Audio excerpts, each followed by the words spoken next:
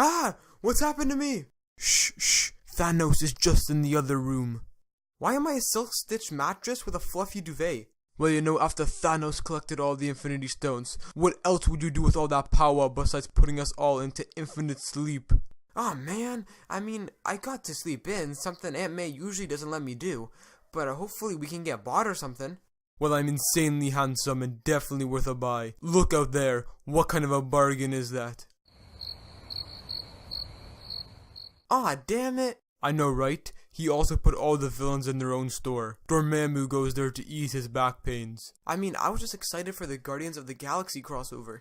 Hey, over here! It's me, Star-Lord! Hey man, how's it going? Could be better.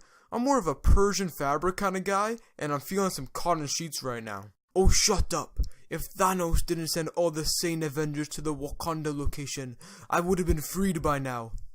Hey, well, I've been awake for about 57 seconds now, but I'm ready to break out. Yeah, just the other day, I sat through Thanos' 10-hour Gilmore Girls marathon, so I'm definitely in. Okay, well, let's try this out.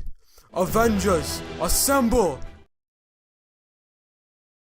Aw, crap, I think we should better go. Yeah, I'm gone.